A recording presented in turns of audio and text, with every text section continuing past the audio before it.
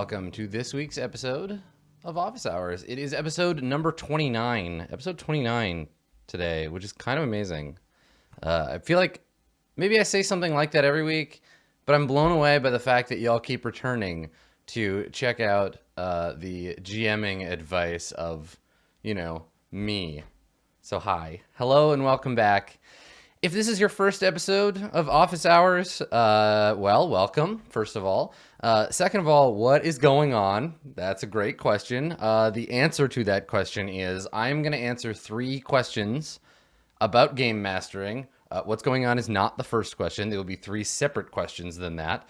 And yeah, I'm going to talk about game mastering. Every week we get really varied questions, and so if this is indeed your first episode, definitely go back and check out the archives. You can find them on YouTube or on my Twitch VODs. They're usually playing on my Twitch channel as part of a playlist, and yeah, and hopefully y'all will learn some stuff about game mastering, particularly the people that asked these questions, because really without them, there'd be no Office Hours.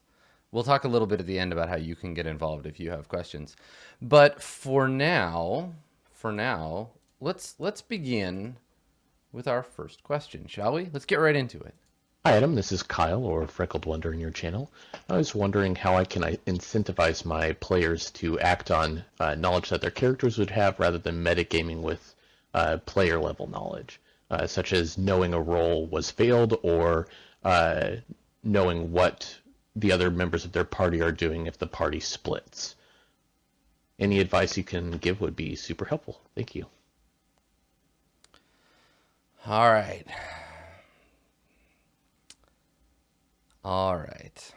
Okay, all right. The metagame.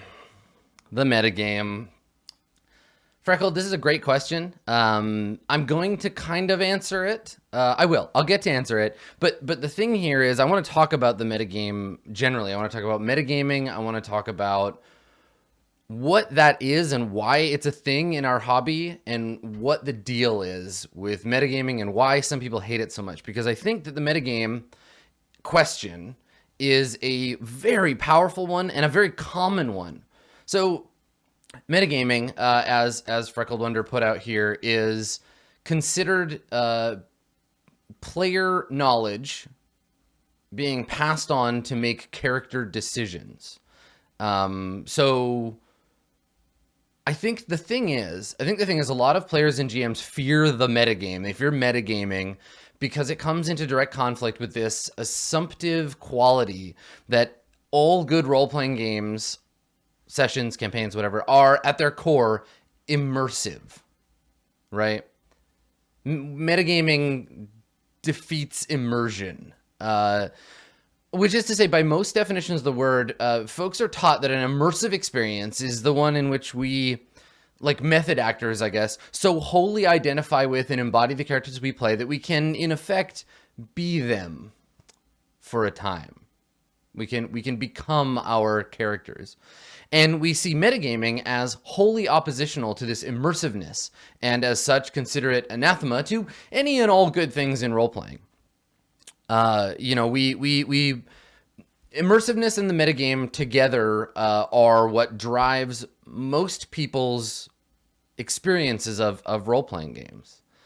When we're presented with a player using their out-of-character knowledge to engage choices in character, some deeply indoctrinated part of us screams at the injustice being done to our precious immersion, right? How dare you ruin my immersion with your out-of-character knowledge?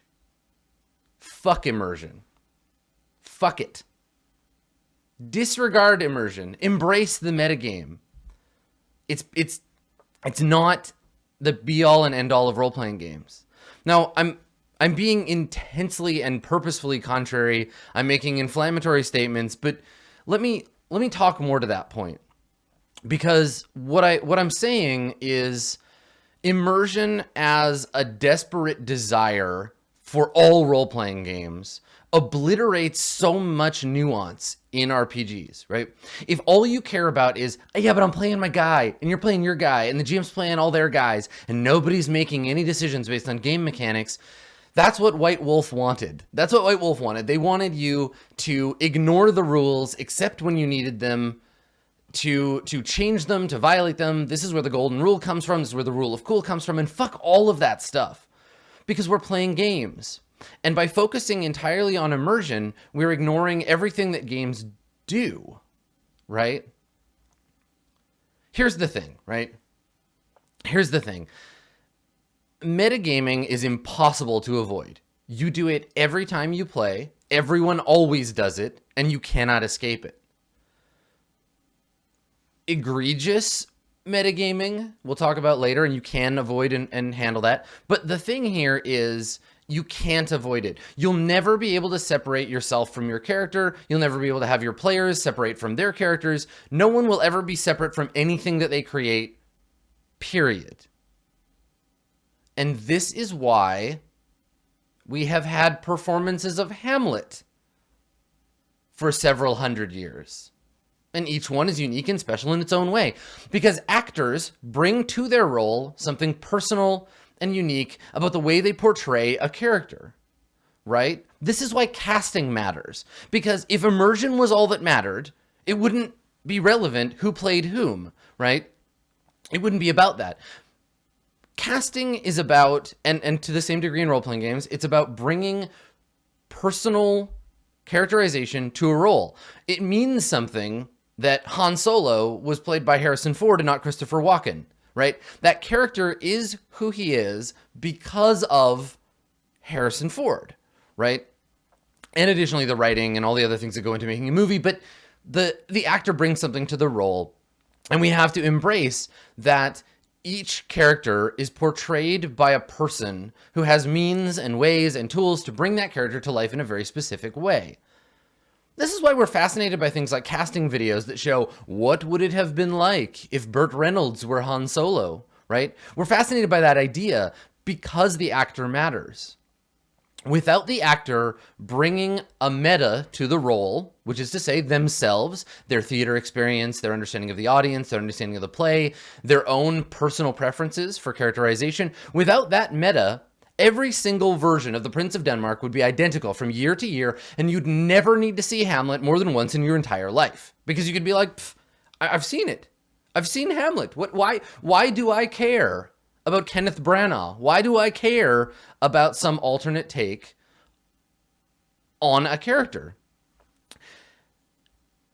And I think the thing is here is that we too, in that same way, are connected to our characters in a role-playing game. Every character we have ever played is done so with our own emotions, our own thoughts, and our own intentions for that character and the world that they inhabit. In some games, like in early Dungeons and Dragons, back before we considered something like immersion was not a thing when D&D came out. No one cared about it. We played our characters as though they were chess pieces, right? We moved them about on the board of our imaginations with no more to characterize them than their alignment. And even that was a game mechanic. It was about the language your character could speak. It was about your character's potential motivation, but it wasn't immersive. It wasn't about characterization so much. In effect, the characters that we played were our own desires and experiences in the game embodied. In these games, it was considered an asset to know how many hit dice a gnoll had, or what magic items worked best against a wight. We learned as players, and we carried that player knowledge from game to game. It was expected of us. An experienced D&D player was a desirable thing to have in a party because they had played the game before. They had rules mastery, right? The creator of this hobby himself, rest his soul, God bless him, Gary Gygax, for all his troubles, is going to back me up on this one. He said once that, and this is a quote, this is a Gary Gygax quote from an interview, I think, with Grognardia. The ultimate aim of the game is to gain sufficient esteem as a good player to retire your character. He becomes a kind of mythical historical figure, someone for others to look up to and admire. The ultimate aim of the game is to gain sufficient esteem as a good player. Period. That's why you would play Dungeons and Dragons in that early iteration of the game, right? I'm not saying that Gary's word is law. I'm not saying that we have to abide strictly and solely by what the original designer of Gary Gygax and Dave Arneson's Dungeons and Dragons might want, but I'm just saying we have to respect the places that these games came from, right? And as the hobby grew, as a whole, we generally came to desire and understand deeper narrative experiences. Dungeons and Dragons shifted from a space in which we were essentially playing a slightly characterized miniature war game to whatever we think role-playing games are now. We desired this deeper characterized idea of role-playing, which, again, to go back to Gary, and this is a direct quote, he would call that kind of play amateur theater. Role-playing became what we consider it to be now, right? And most games take on an assumption of immersive character-driven play. But the thing is, most games don't address that mechanically. They white wolf it. They hand wave it. They say, make up a story together. The rules... We portray our characters as we envision those characters to be. Fictionally whole constructs who operate only on the information that they have and within the bonds of what we think that they would do, right? That's it. That's what we do. We envision our characters, and we never step outside what those characters want. We immerse ourselves completely in our character and rid ourselves of the rules. We rid ourselves of anything that we might know as people. And in exchange, of course, we are rewarded with all of the knowledge our characters might potentially possess on their own. We suddenly know everything about the world that we take place in. We know how our character feels at every given moment. We can feel their heart pounding in our chest. We can feel their sweat beating on our forehead. We love what they love. We hate what they hate. And we suddenly become them, right? Immersion. It happens just by playing your character. See, it's not even remotely the case because we decide their feelings for them. There's no such thing as a character, right? The character doesn't exist. You exist, and the mechanics exist, and your GM exists, or your players do if you're the GM, but there's no such thing as character. Character is formed by you making decisions using the rules of the game to affect the fiction. Now, games have gotten better at this, right? They've certainly expanded their ability to make this possible. Games have created mechanisms that allow us to experiment with alternatives, giving us different player level motivations to allow variation in character level play. I'm gonna talk about the Forge for a second. And if we're going to talk about the Forge, I'm going to need to take a drink. So, the Forge. Dear sweet the Forge. You know, if you're not familiar with it, the Forge is it's a sort of think tank. It's a sort of think tank or a school, an informal school of RPG philosophy from the early 2000s. Spearheaded by Ron Edwards, who I agree with in some ways. Listen, here's the thing about the Forge, right? It was a product of the early 2000s. It had lots of interesting things to say about RPGs and how they work. It had lots of terrible and boring things to say too that are, I think, totally off target. But it was like looking at Gary Gygax, right? We can take Ron Edwards and we can put him and his ideas and the people that subscribe to them in a historical place, acknowledging that they had thoughts and feelings about this. You know, Ron and Clinton and Ed, and by extension, Luke and Vincent and John and myself to a lesser degree have all been affected by those thoughts of the Forge. And I'm going to talk about a particular thing that comes from the Forge as filtered through my understanding of it. Right, I'm not going to just like read one of Ron's blog posts to you, but if you've ever heard of something called the GNS model, which we might talk about in another show, but if you ever heard about the GNS model, the Forge is kind of known for that. That's kind of its main jam. But what I want to talk about today is stances, because I think it's hella interesting, and I think it speaks to this impermeable idea of metagaming that many role players struggle with. All right, so the Forge worked out that there are several ways to understand player priority, which is to say why, like, I play role-playing games, or why you play role-playing games, why we sit down at the table and play what we want out of a game. It's not about necessarily saying this game uses this stance 100%, because it's about what the players bring to the table. So keep that in mind. It's about prioritization. So these things called stances, they're broken down into 3 or maybe 4, depending on how you look at them. I think of them as 4 stances.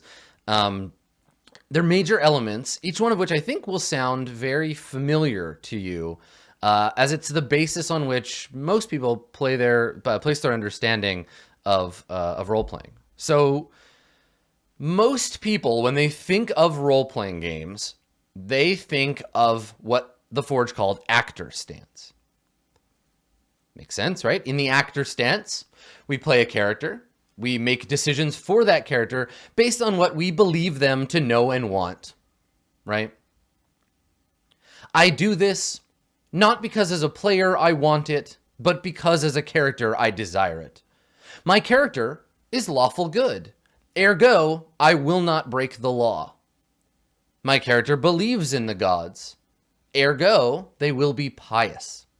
My character has never seen a ghost before. I will attack it with this longsword, which as a player I know will do nothing. This is a suboptimal decision, and I make it because I am in actor stance. Right? This is what my guy would do. This can lead you to things like the Nuremberg defense of gaming, this I am not an asshole, I am merely actor stancing a character who is an asshole. Hate them, not me. Hateth the game, not the player, right? So actor stance is pretty common. Actor stance is a thing that most people think of as role-playing. You can blame or Loud, White Wolf for this predominantly as being the ones that sort of put actor stance into the forefront. You can blame immersion. Fighting the meta is a thing you do from actor stance, right? Now, author stance is a mode of play in which we make decisions for our character based on what we, as players, desire for our experience in the game. We give them things to do that we find interesting, and then we justify those things with an internal narrative after the fact, right? I, as a player, want to have a romantic scene with your character. I want my character and your character to have a little smooch because I think it would be fun for the overall narrative. I think it would be interesting for the game because there's some smooching mechanics I would like to explore. And as such, I have decided my character loves yours because, you see, he's always been attracted to mutants, right? It's that backfill. It's that backfill that matters. It's saying, I want this as a player. My character wants this because I've given them a reason to want this. And now I can explore that in the game. The reason why I bring that up, why I bring that backfilled narrative, that backfilled desire into play, is because without it, without that motivation addition, we enter another stance. This is the sort of 3.5 stance, and this is a stance I love. I fucking love this stance. I play in it all the time. We enter pawn stance. Now, pawn stance is that model. Ponce's stance. Pawn stance is the model that we described earlier for the origins of our hobby of Dungeons and Dragons, right?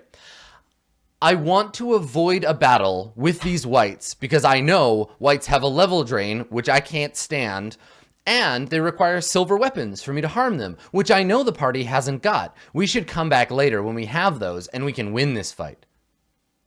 Right? Now, if you want to, you can move your pawn stance into author stance by saying, and my character knows this because they have fought the undead since they were children, right? But you don't have to do that. That's not a thing that is desired for you as a player, right? So author stance. You're making decisions. I actually really like author stance a lot. I tend to play in author stance more often than I don't. I make decisions based on what I want in the game. Cantor Hague, my character, if you watch the Blood Letters game that I play with John and Sean and Strush,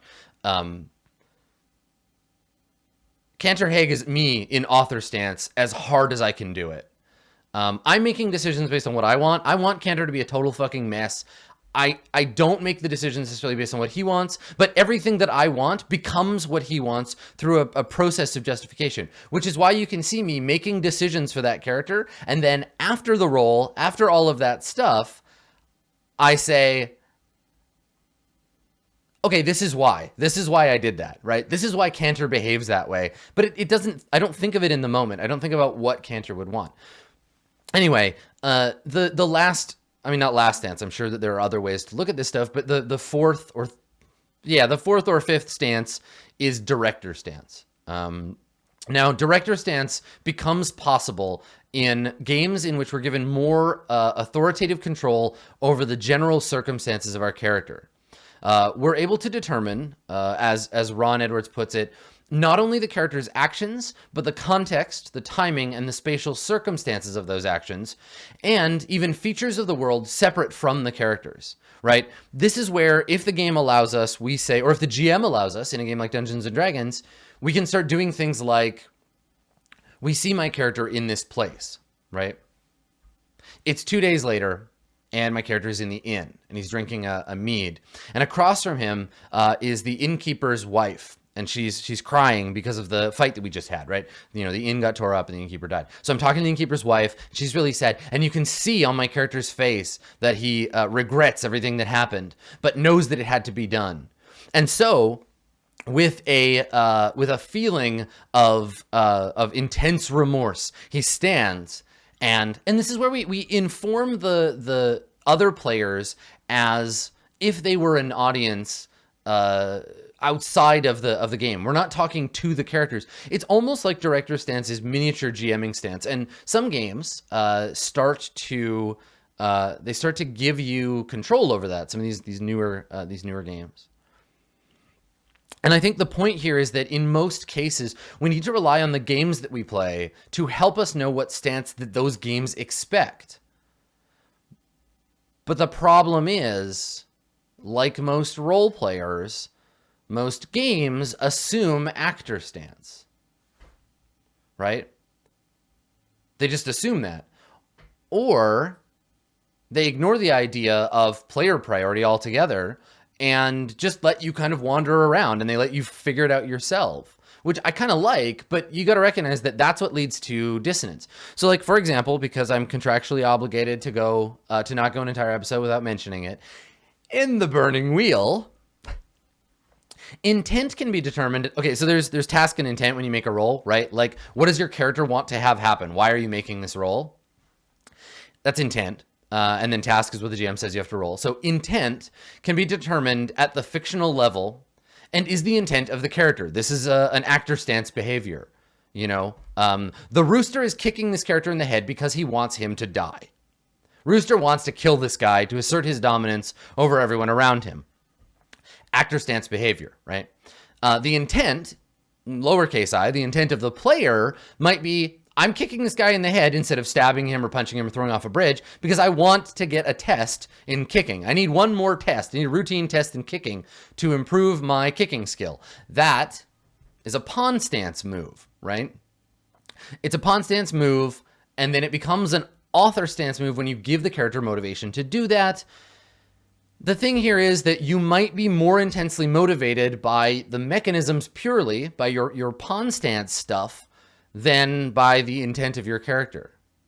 So there's lots of ways to get at what your individual stance is at any given moment and what your decisions are being motivated by in the game. And all that stuff, I suppose, my sort of intent to even bring all that up goes towards helping you, and the you in this situation is both the question asker, it's both Freckled Wonder and all GMs generally, understand that there's much more at stake here than the eternal struggle between the metagame and immersiveness. Rules, player priority, gameplay at the table, it all evokes a variety of model for character representation, and this stuff is variable. It shifts from moment to moment. You know, like a martial artist, I may move from author stance to director stance to actor stance as the circumstances need, as I defend myself and attack the narrative to get what I want. I think that we can't really ever break completely out of author stance. And this is a biased opinion because I'm in it so deeply when I play. But even sometimes I think we're in actor stance, or we think we're in actor stance, but we're in author stance. We're not actually acting with our characters' forethought and insight and opinions in mind. And the trick here isn't to incentivize one kind of play over another. It's not to say you have to play this way necessarily. It's about, as it always is, picking a game in a group that will encourage and push the agenda that you want at the table. And if everyone agrees to a game in which strict embodiment by way of the actor stance is the intent, and that everyone is playing in good faith, there's no reason to craft additional rewards. Because that kind of agreement in the game is the same as saying, we're all going to speak English at the table. We won't send text messages during our game. The thing is that Pathfinder and D&D and fill in any role-playing game here doesn't address or talk to this kind of distinction. They talk about player priority in terms of the kinds of D&D they want to play, right? Lots of talking, lots of fighting, lots of treasure solving, or a puzzle solving for treasure. The desires are on a different layer that get spoken to in things like the Dungeon Master's Guide, right? It's not that. And so we end up with a group in which two are hardcore role players who just want the most immersive possible experience and expect that behavior from the other players. We've got one player who's in director stance and keeps describing things that are the GM's job to describe, like the wind or other characters' feelings.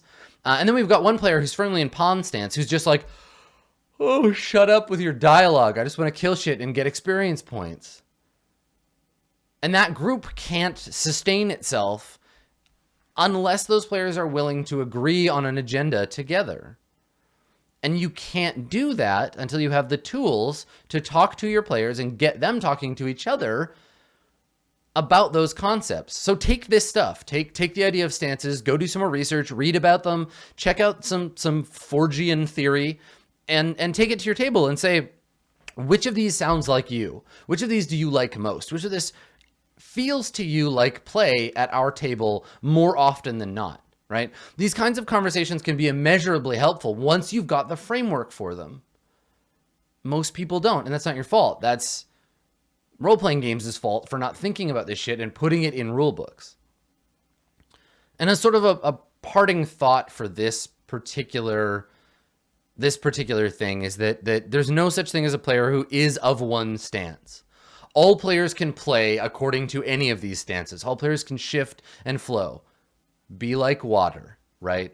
This isn't about identity. This isn't about saying, I am an author stance player and fuck all other stances. This is about embracing the idea that at any given moment, you can be your character in a bunch of different ways. That, in fact, immersion and the metagame are not the only struggle. I'm going to posit as my real closing thought here that the binary of immersive and metagame is as false as story focused or rules focused. I'm going to posit that death to false binaries, role-playing games play within a space that even in the same campaign with the same people and the same system will take on a variety of nuanced aspects depending on an infinite number of potential elements, of which stance preference is only one. Just, you know, something to think about.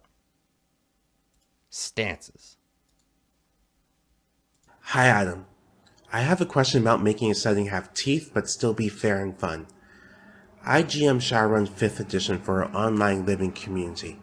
As such, I GM for strangers, and there's a level of mistrust since the GM is an unknown, random person.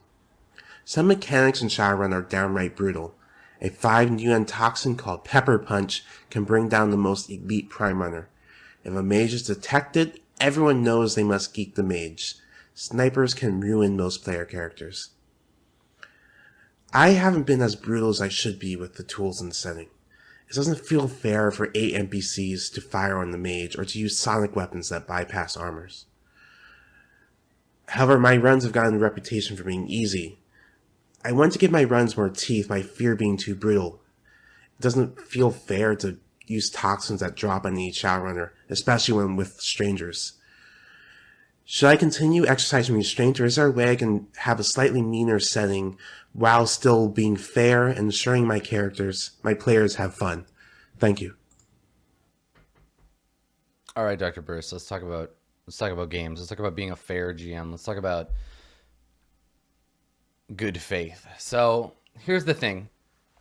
If you're playing a role-playing game in good faith and using the balanced mechanisms of the games that are presented to you, you should be exactly as aggressive as makes sense for the fiction you're portraying, right? Of course, that's assuming a lot, isn't it?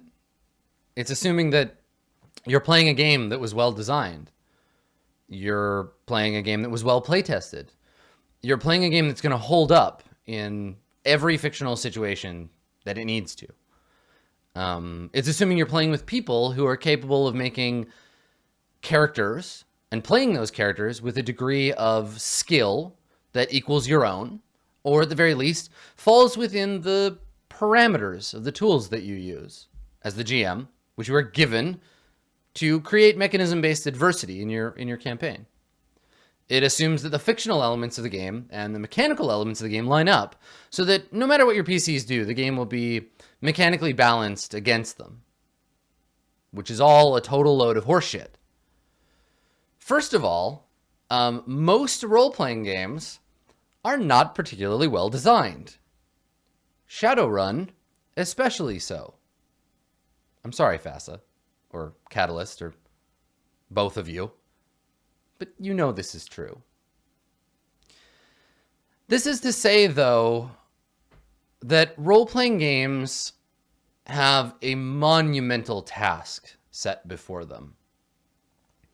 The mechanical modeling of an entire fucking universe of possibility and player action, and the solution that most role-playing games use to make up for the fact that they have this monumental task before them is to make the game more complex by adding more rules.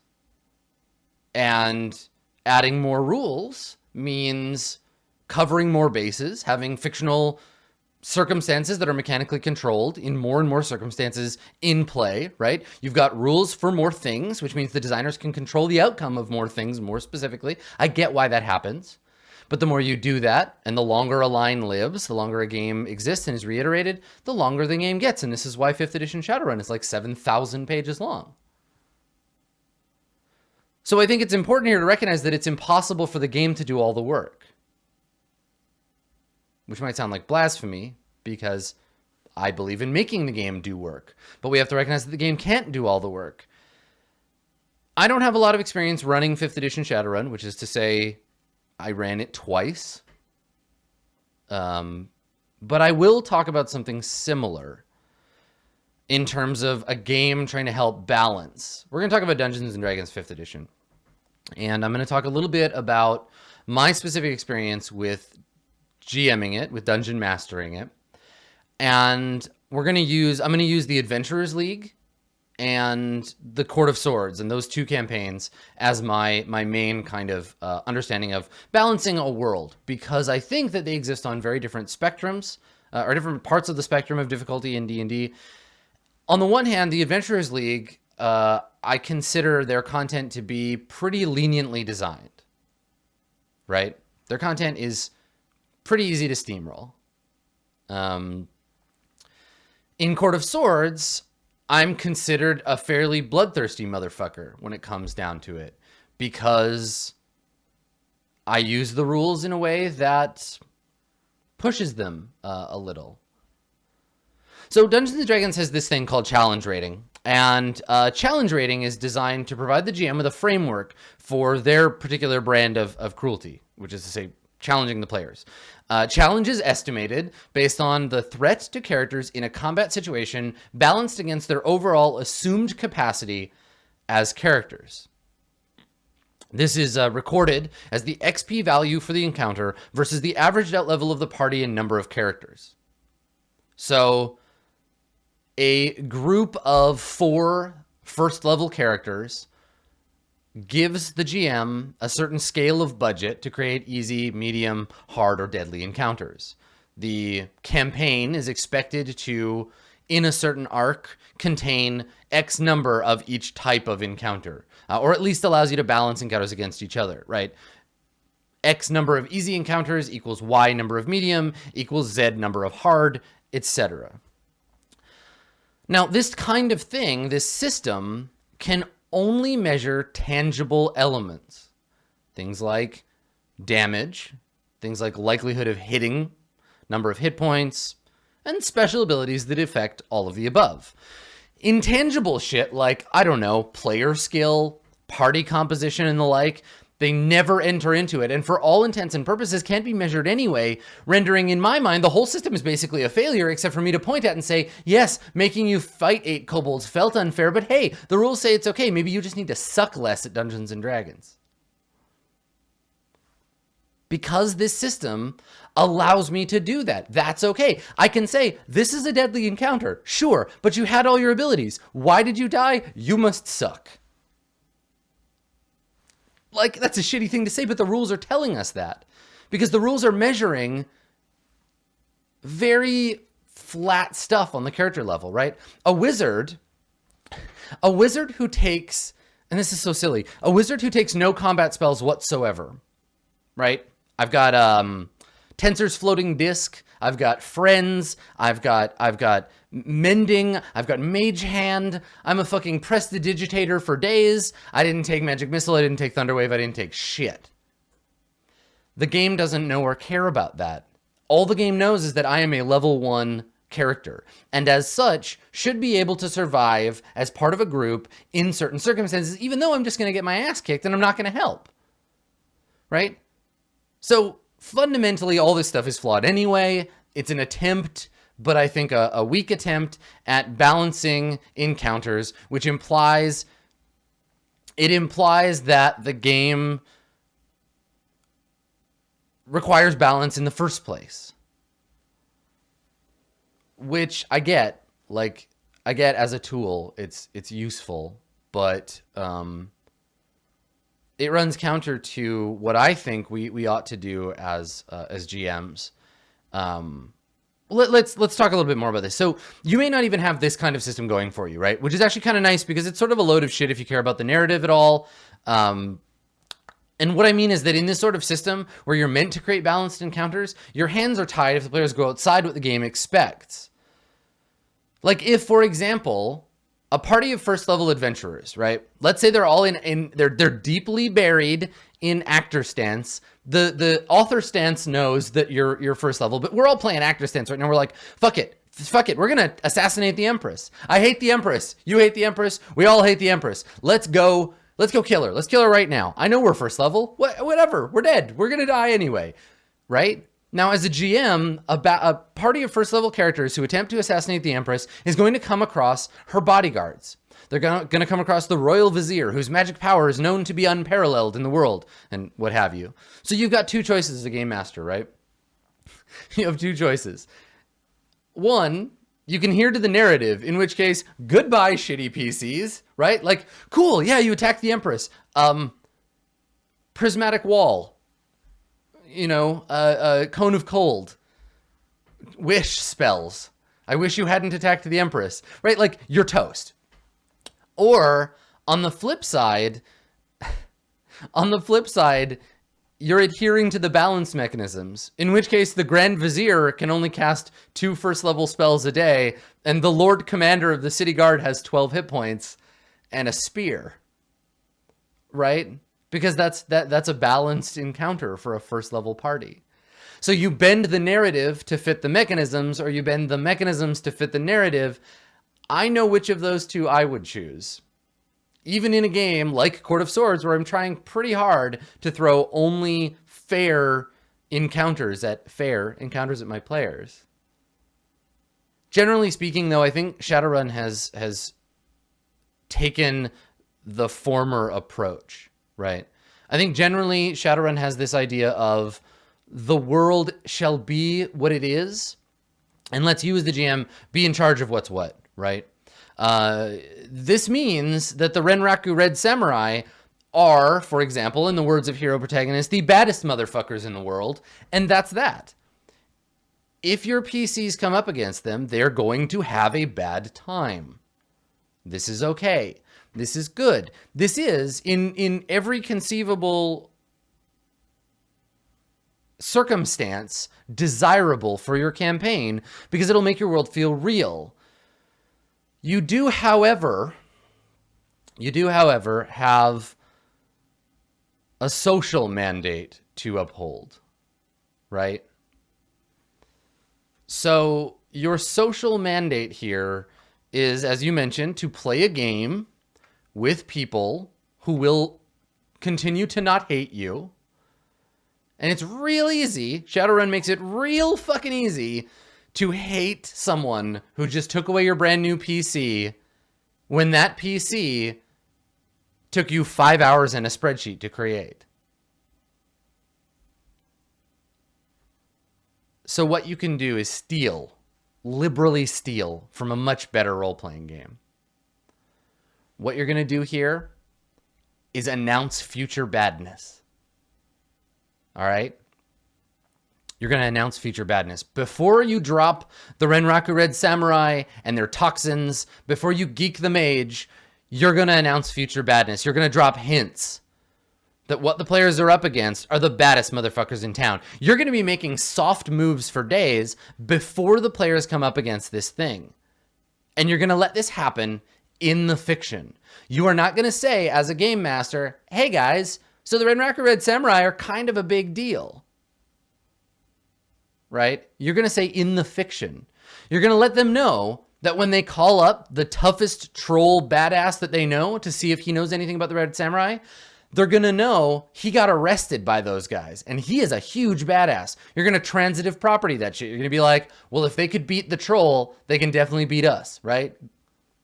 Lorenzo is the toughest guy we know, and if he's in jail, these guys are a big deal, right? You're going to show news stories that interview Lone Star officers talking about how militarized Red Samurai are taking over the city, and they are too powerful, and their gear is too strong, etc., etc., etc., right? You're gonna show this in the fiction so that when your PCs, because they're PCs, decide to say, fuck it, we're player characters, I don't care. And they try to Cantor Hague their way through this stuff, and they end up with a 45 caliber hole in their collective heads. You can say, sorry, chummers, I warned you. Don't worry about being fair. Don't worry about being cruel or whatever, right? Play by the rules that the game gives you. Your players will do the same, but give them a chance to learn in fiction as characters what they're, or as players at the table, what their characters in fiction would probably already know, right? And that's it. I think that's all you need to do. portray a consistent universe, use the tools that the game gives you to make that universe behave as it should mechanically, and steal from dear sweet Vincent Baker to slowly guide them to that realization before they hit that point, right?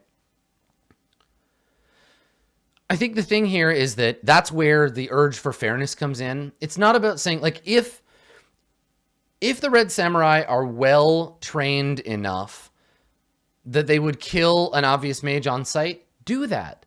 That makes sense. That's how it works. So do that. But let them know that's what's going to happen. Let them know that these are consummate professionals. And that's it. That's all you have to do.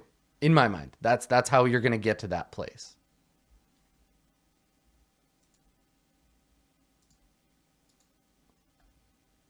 Hello, Adam. My question is about looking for groups. Finding people who can work and play well together is difficult for me. In the groups I have assembled, I find that there is that person who is a little too passive-aggressive, or they want all the attention, or they say they're having fun, but then later they drop out without warning, leaving a player-sized hole in future sessions, meaning finding a replacement or coming up with an in-game reason for why that character has to leave the party. How should I be handling looking for what I hope will be future friends and players?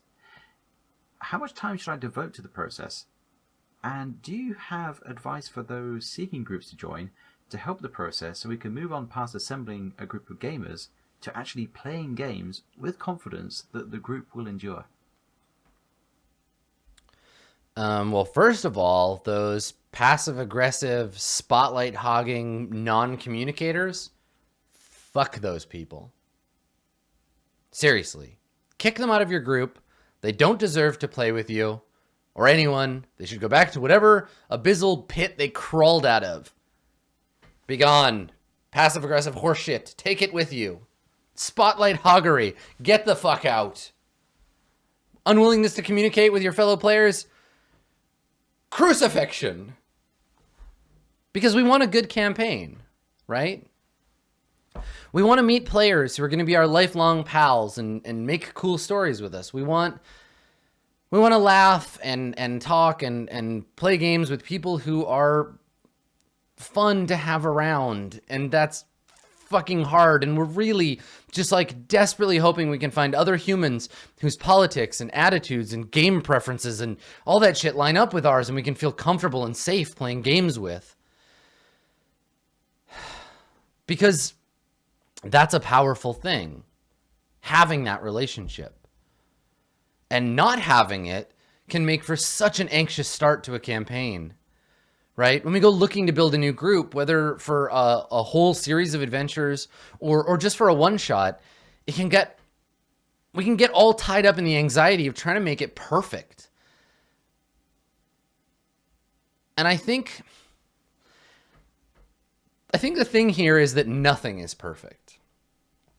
And like the rest of life, the tools that we use to cope with or avoid imperfection are themselves pretty flawed. So, for example, I've seen groups and don't be these people, please. I'm begging you, don't be these people. I've seen groups do things like force prospective players to fill out questionnaires. I've seen groups that do interviews, right? They have interrogations in which a prospective player is grilled about all kinds of weird shit, like in the circumstances where a character is being grappled by something 2 sizes smaller than them, in which they are carrying the item and like they just go with that stuff. I can't abide that shit. I cannot fucking abide it. Don't do that. If you do, you are officially, I disapprove. I disapprove of that. You cannot do it. Stop. Now, you can do it if you want to, but it's gross and I won't play with you. I've seen this. I've seen groups hold auditions like a band in which the players come in and don't play a session. The players come in and sit in judgment of a person's RP skills. The GM does a one-on-one with them while the rest of the group watches and takes notes. I've seen this happen. Working in a game store exposes you to the worst garbage of our hobby. If you want to become a tabletop nihilist, work in a game store. I have seen this happen. I've seen groups go to all kinds of lengths to make a player prove that they're worthy to play with, and fuck all that. Right? It's not only gatekeeping at a hobby level, saying you have to be as good or cool or knowledgeable or as skilled as we are to play with us. It's gatekeeping at a much deeper level because it's saying you're not already that way. Get the fuck out of our hobby, right? Feel bad about yourself. I'm sorry, you're just learning how to play D&D. Go play with some other noobs and get the fuck out of here, right? It's terrible and I hate it. I hate it so much. Don't do that. So let's talk about the reason why this happens. Let's empathize with these shitlords for a second. And I'm sorry if I'm talking about you, if this is a thing that you've done or like are in the process of doing. I'm sorry, you're a shitlord. You'll get better. I still love you. Just fucking stop.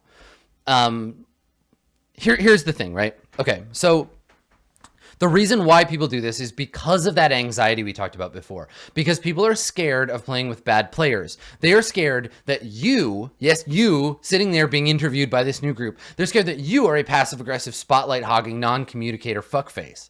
They're scared you're going to ruin their game. They're scared that you are going to take the good thing that they love, but that they need more people for, and you are going to fuck it up.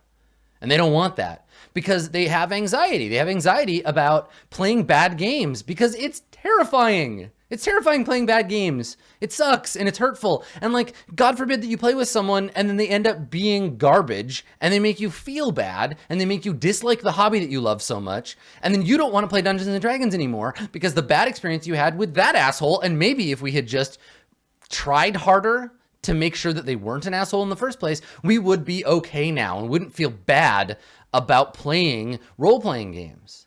So it's sad on both sides because it creates this abusive cycle where if you treat players like they're criminals or make them do job interviews, you're going to start off on a bad foot. You're going to teach them that this is how we do things. This is how the game structure socially works. But it shouldn't be like that. Job interviews fucking suck. This is a hobby. This is supposed to be fun. We take it seriously because sometimes we take fun seriously, but it's meant to be enjoyable. It's meant to be a creative thing that we do together.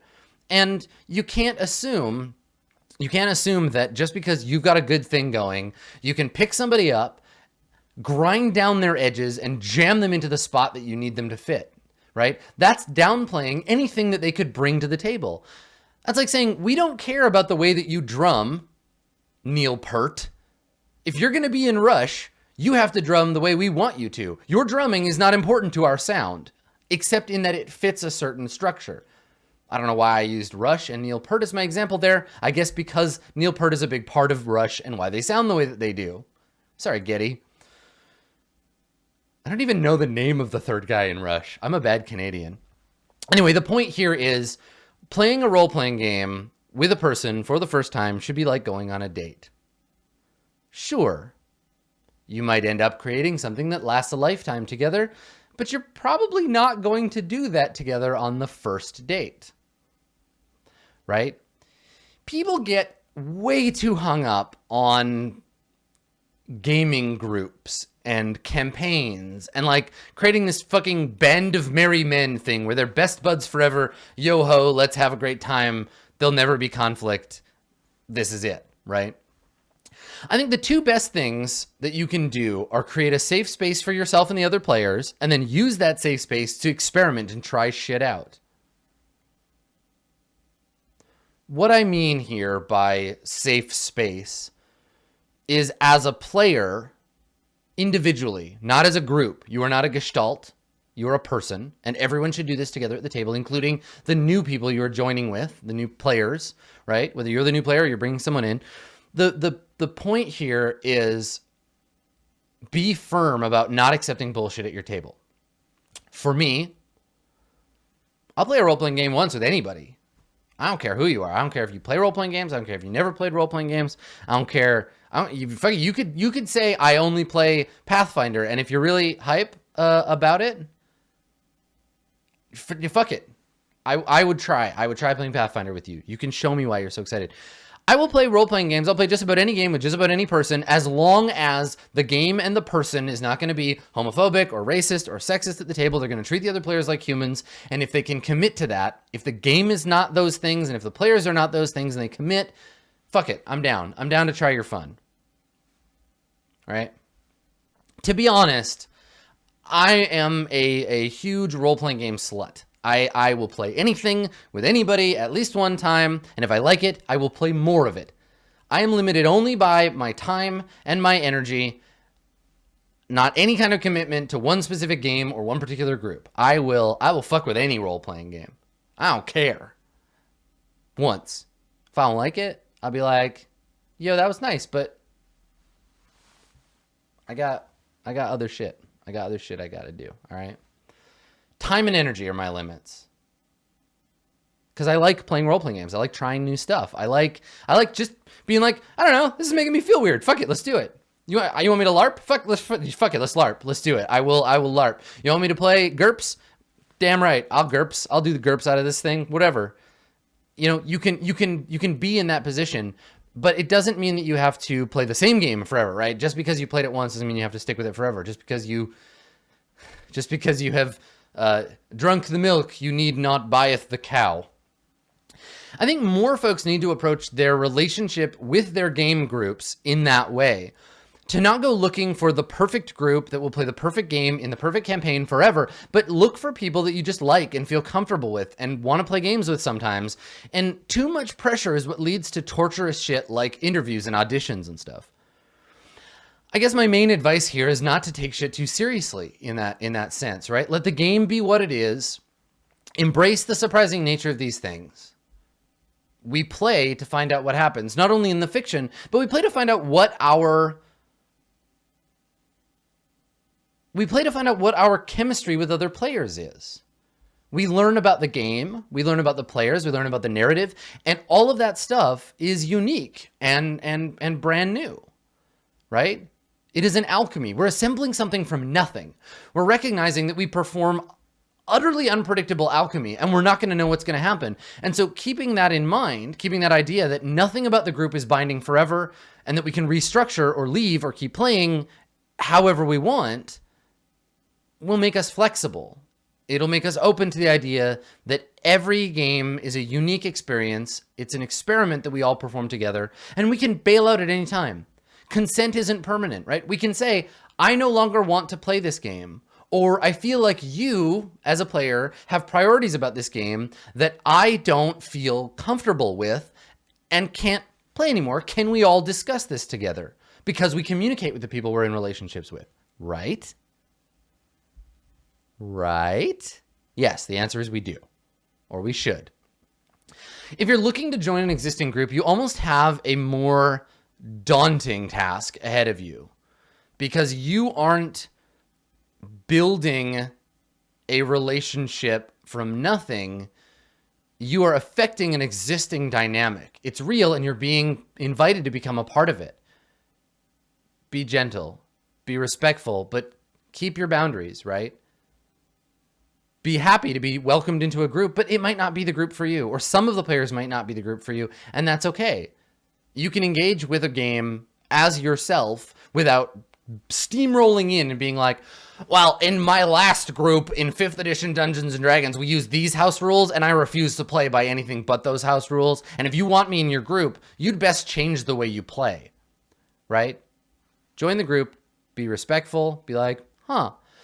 So in my experience with this, you know, we've run into this problem where sometimes this is unbalanced against this ability. You know, in my old group, we didn't use it, but like, if y'all like it, I'm willing to play around that and not engage that thing particularly, right? That kind of thing, right? Be gentle, be respectful of a space. You're entering into a thing that already exists, but you are changing it by being there. You are as important as every other player in that group.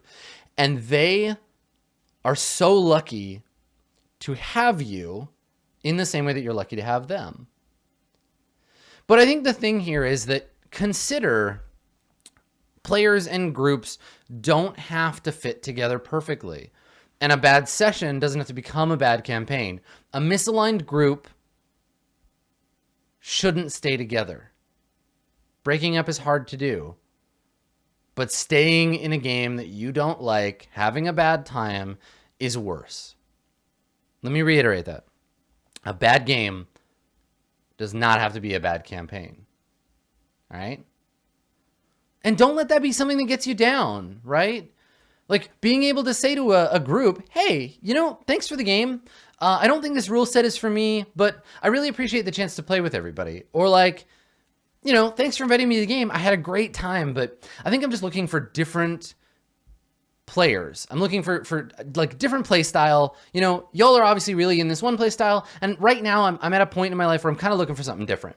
But thank you so much for letting me play. That was great. You know, good luck finding a player that fits better for you. If you enter every game with an open mind and firm boundaries about the kinds of play you're interested in, you're going to find that it's not about success or failure, but about the experiences that you're having. Even short-term games, even games that maybe you didn't enjoy that much, will teach you something about how you explore role-playing games. Embrace chaos, right? Embrace the unexpected. Don't take shit too personally or seriously, and that's going to lead you to a group whose quality has been built up over time, and you can't really engineer that on purpose, right? People will come and go, but the people that stay, the people that stick together and all want to play together, that's what counts. And your preferences and their preferences will change over time. I've had game groups where for years I was like, God, this is the best. This is the best role-playing. I love this so much. I want to play this forever. And then a year later, 2 years later, I'm like, you know, I'm kind of interested in exploring a different kind of game. And this group wants to keep playing this. And so I'm going to move away from that. And that's okay, right? It doesn't have to be a permanent forever thing. And if you want practice at this, if you want practice at having short role-playing relationships, go to a convention. Seriously, like go to Gen Con or Dragon Con if you can, something big like that. Go to Games on Demand. Go to a small local con. Practice, just like practice mindfully engaging with a group as it is at the table. Look at your experiences as individual things and don't go looking for your long-term relationship in the first date, right? Do that a bunch. See what that's like. Figure out for you how to tell a good experience from a bad one, because that's what it's all about. Because I think a lot of the time we don't know how to understand why a game was good or bad for us. We don't understand what feels good until we've tried a bunch of stuff. How do you know you don't like green eggs and ham, right? It's the whole fucking premise of this thing. We try to teach children, try new things, experience new games, play with new players. You'll learn what you love, and then you can pursue that, right? Don't go looking for people who fit your criteria. Don't say, this is why when we go looking for relationships, we shouldn't, some of us I'm sure do. We don't say, I want someone who is exactly 5'6", who has pink hair and a beard and wears glasses and loves role-playing games and has tattoos, but not too many tattoos, and who has really aggressive leftist politics and who is queer. That's the only kind of person I will date, and I will only date that person. If you do that, you are separating yourself from a broad human experience that is beautiful and exciting and interesting. And it's exactly the fucking same when you're trying to find people to play role-playing games with. Don't say, I only want people who have mastered 3rd edition Dungeons & Dragons. I will only play 3rd edition. I will never play anything else. I only want people who understand balance. I only want people who play in the Forgotten Realms, and I refuse to fucking play with anyone else or any other game. You are doing yourself a massive disservice. Massive, massive disservice. Fuck that shit. Don't find people that fit your specific criteria. Find people who will challenge your ideas.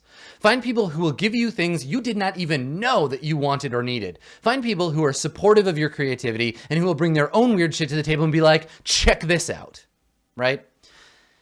Because if you don't experience playing a bunch of different games with a bunch of different people, how are you ever going to know what you like? You know? If you don't try that weird sushi, you'll never know how much you love it. And Once again, this has stopped being a GM advice show and become a relationship advice show. On the next episode of Office Hours, I'm going to tell how to know if your players like you or like you.